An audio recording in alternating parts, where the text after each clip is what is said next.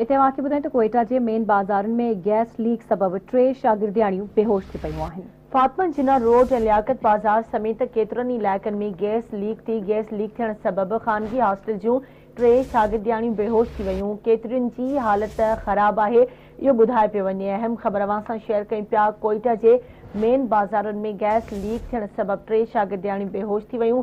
फातिमा जिन्ना road ऐं लियाकत बाज़ार समेत केतिरनि इलाइक़नि में गैस लीक थी आहे। गैस लीक थियण सबबि ख़ानगी हॉस्टल जूं 3 शागिर्दियाणियूं बेहोश थी वयूं। केतिरनि जी हालत ख़राब आहे, इहो ॿुधाए पियो वञे। इन हवाले सां तफ़सील मालूम कंदासीं। असां सां लाइन ते मौजूद आहे आवाज़ न्यूज़ रिपोर्टर आज़ाद बलोच। जी आज़ाद। हाँ जी बिल्कुल। अॼु कोयटा गैस कंपनी की गुलफत सबब जना रोड ऐं फातिमा रोड लियाकत रोड बाज़ार समेत केतिरनि इलाइक़नि में गैस लीकेज थियण सबब 3 शागिर्द वो बेहोश थी विया, जंहिंखे इलाइक़े वासियुनि खणा आहे अस्पताल पहुचायो वियो, जिनखे हिन वक़्तु हालत आहे उहा गणती जो गुज़र करे खेनि ऑक्सीजन लॻल आहे।